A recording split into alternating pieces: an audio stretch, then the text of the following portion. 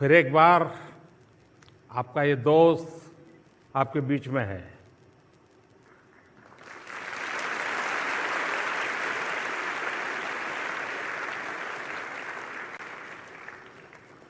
अगर कोई मुझे कहे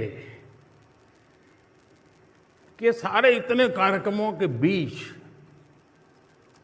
वो कौन सा कार्यक्रम है जो आपको सबसे ज्यादा दिल को छूने वाला है, अपने दिल के करीब है, तो मैं कहूंगा क्या? कौन सा? बिल्कुल सही कहा आप लोगों ने। तो आज हम बातचीत शुरू करते हैं और आजकल की फैशन है भाई, हैशटैग विदाउट फिल्टर।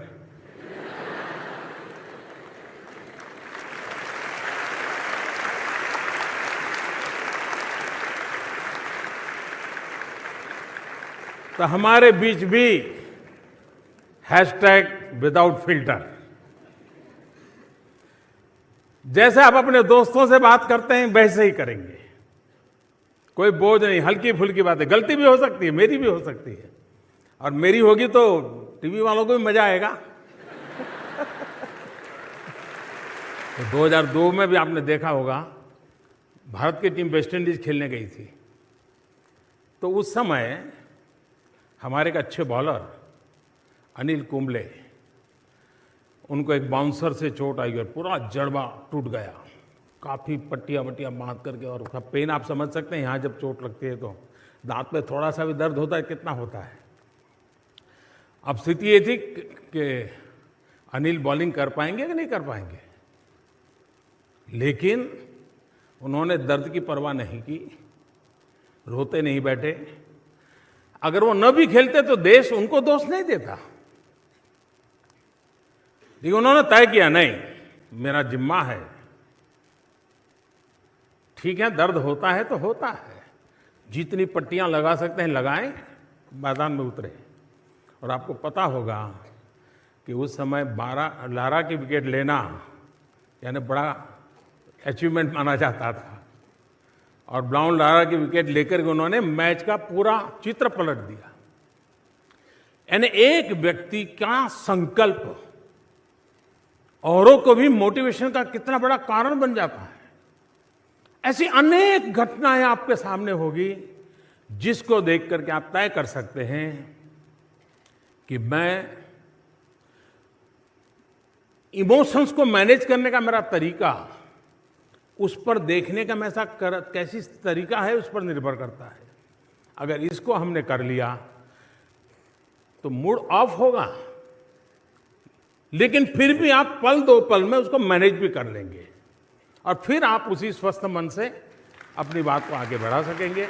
आज दुनिया बहुत बदल चुकी है, संभावनाएं बहुत बढ़ गई है।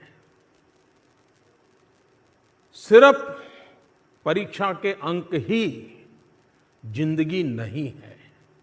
उसी प्रकार से कोई एक एग्जामिनेशन ये पूरी जिंदगी नहीं है, वो एक पड़ाव है। सबसे पहले हमने हमारे पूरे जीवन का एक महत्वपूर्ण पड़ाव मानना चाहिए, लेकिन यही सब कुछ है ये कभी नहीं मानना चाहिए। जिस दिन माँ बाप को मैं खास प्रार्थना करूंगा कि आप बच्चों को ये नहीं तो बस कुछ नहीं, ये जो मूड बना देते हो, मेहरबानी करके ऐसा मत करो। ये हुआ अच्छी बात है, ज्यादा अच्छा हो और अच्छी बात है, लेकिन कुछ न हुआ तो जैसे दुनिया लूट गई, ये सोच बिल्कुल ही आज के युग में उपयुक्त नहीं है। बहुत सारे स्कोप है, जीवन के किसी भी क्षेत्र में जा सकते हैं आप। आपने देखा होगा किसान,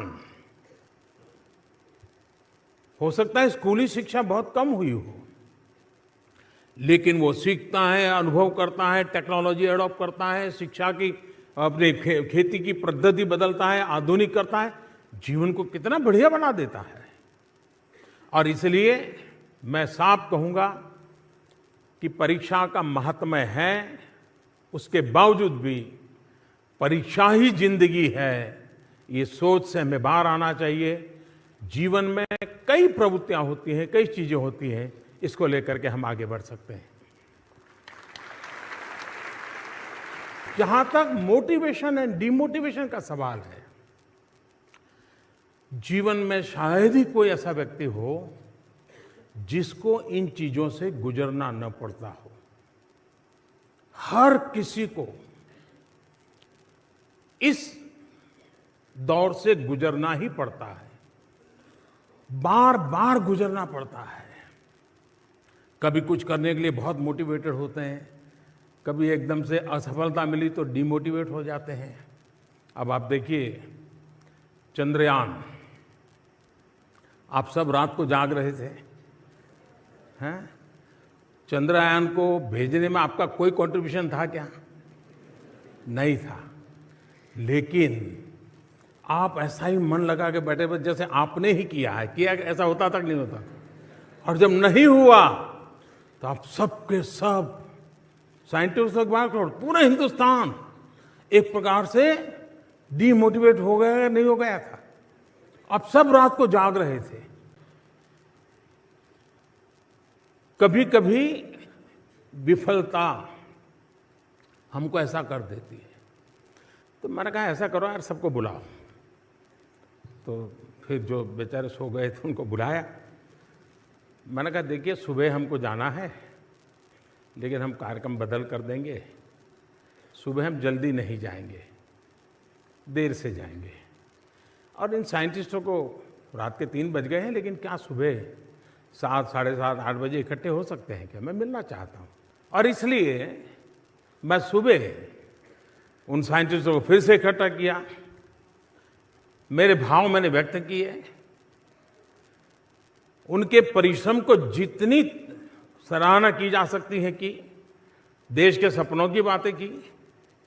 एक पूरा माहौल बदल गया। और वहां बदला ऐसा नहीं, पूरे हिंदुस्तान का बदल गया। जिस घटना ने,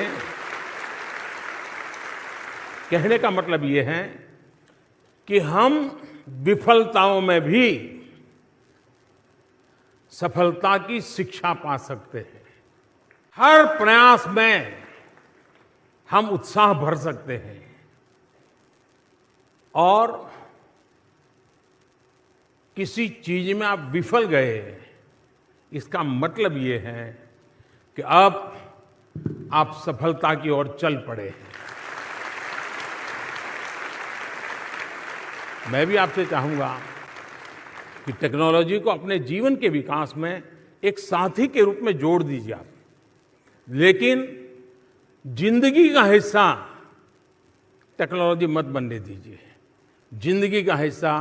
और इसके लिए आपने देखा होगा आजकल परिवार में 3 लोग हैं, सभी 3 कोने में बैठे हैं, हर कोई मोबाइल में बिजी है।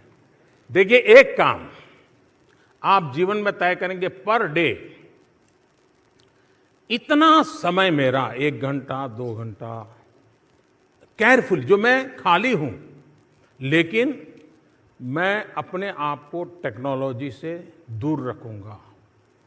पर डे 1 घंटा 2 घंटा टेक्नोलॉजी फ्री आवर। क्या कर सकते हैं आप? कोई गैजेट नहीं, कुछ नहीं। मैं, मेरे परिवार, मेरे दोस्त, मेरा बगीचा, मेरे घर में अगर कुत्ता है तो कुत्ता, जो भी है, बिल्ली है तो बिल्ली, जो भी है, ये 1 घंटा मैं तय करूं नो टेक्नोलॉजी। ऐसा कर सकते हैं क्या? जिस परिवार में 2-3 कमरे होते हैं, कुछ बहुत ही गरीब परिवार हैं, उनके लिए तो टेक्नोलॉजी का प्रॉब्लम भी नहीं है, लेकिन 2-3 कमरे हैं, क्या आप तय कर सकते हैं माँ बाप से आज बैठ करके वापस जाने के बाद कि घर के अंदर एक कमरा ऐसा तय करेंगे जिसमें टेक्नोलॉजी को नो एंट्री?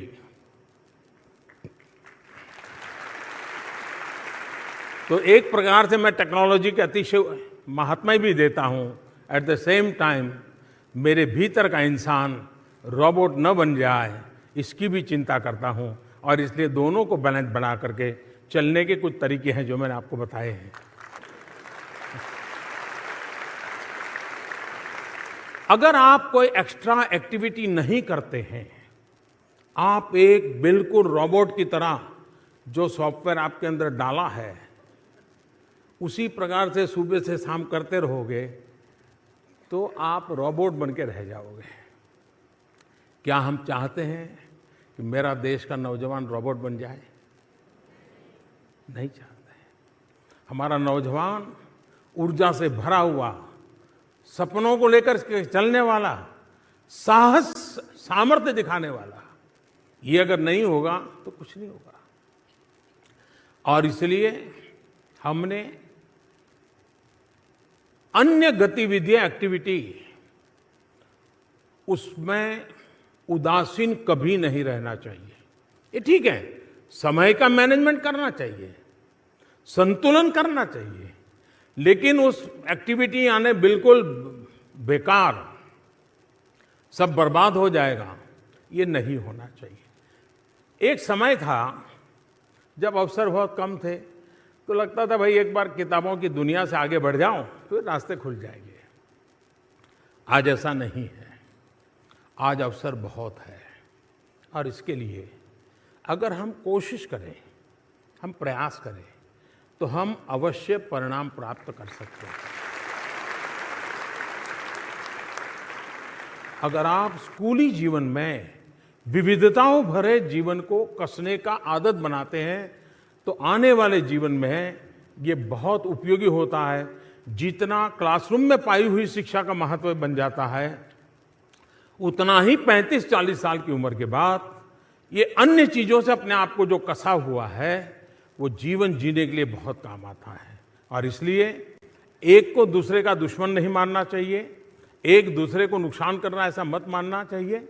हमें एक्स्ट्रा एक्टिविटी करनी चाहिए। और दूसरा, 10वीं 12वीं के विद्यार्थियों को तो मैं जरूर कहूँगा कि आप कुछ न कुछ तो एक्स्ट्रा कीजिए, डेली 5 मिनट, 10 मिनट, 15 मिनट, तो आपका माइंड थोड़ा फ्रेश हो जाएगा।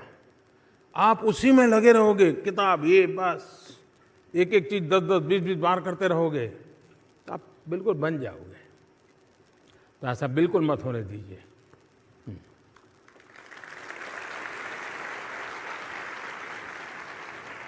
वोकेबलरी बहुत अच्छी होनी चाहिए। क्या कभी हम अपनी मातृभाषा की डिक्शनरी या किसी अन्य एक भाषा की डिक्शनरी, जो भी आपको पसंद आए, अंग्रेजी करना है अंग्रेजी, क्या डेली अपने मोबाइल फ़ोन में जो डिक्शनरी है तय करेंगे कि आज मैं कम से कम 10 नए स्पेलिंग और उसका मीनिंग दिन भर में जब भी जाऊं मोबाइल फ़ोन निकाल करके देख लूँगा, याद कर लूँगा, पर डे 10। बोलिए टेक्नोलॉजी उपयोगी हुई कि नहीं हुई?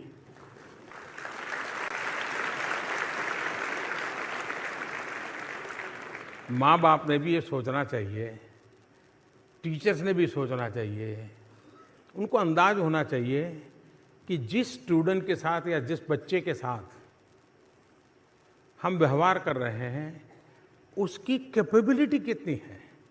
ये माँ बाप को, टीचर को अंदाज होना चाहिए और उसको प्रोत्साहित करना चाहिए।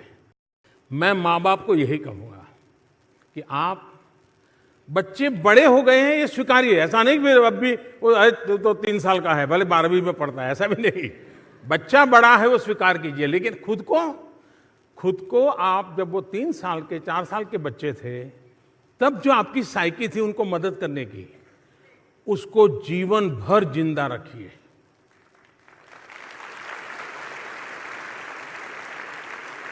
उसको कभी मरने मत दीजिए। जिस परिवार में माँ बाप की ये सोच होती है कि मैं मेरे बच्चों में उनको जहाँ जाना है, जैसे जाना है, रास्ता अगर सही है तो मैं हमेशा प्रोत्साहित करने के लिए प्रयास करूँ। परस्यू करना चाहिए, प्रेशर नहीं करना चाहिए।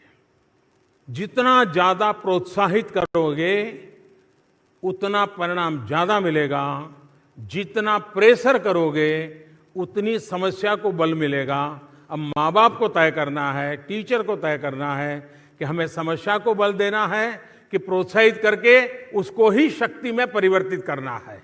मैं रास्ता चुनूंगा प्रोत्साहित करना, हर बालक की शक्ति को उजागर करना, उसको प्रोत्साहित करना, इसी को मैं बल दूंगा।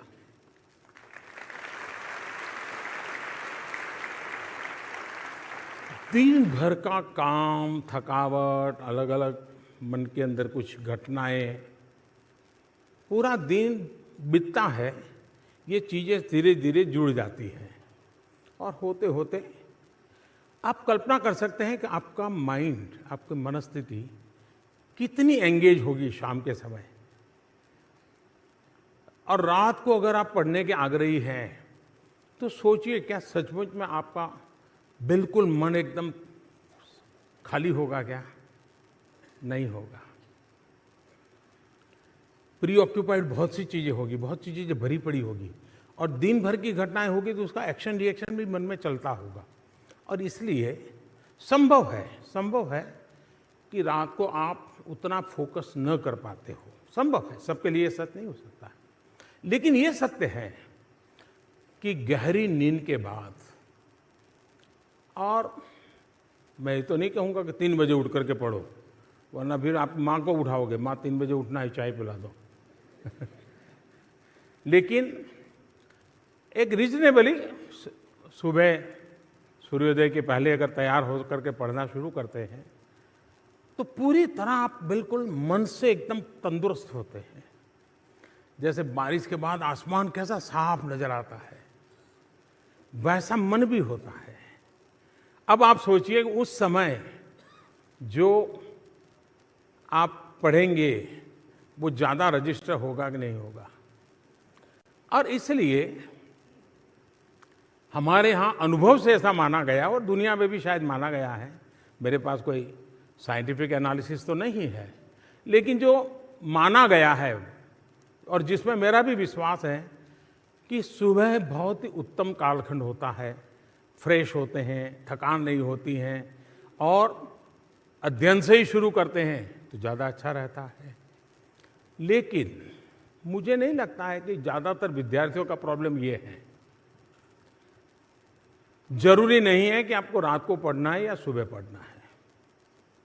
हर एक की अपनी विशेषता होती है, अपनी आदतें होती हैं, और आप जिसमें कंफर्ट हो वही करो।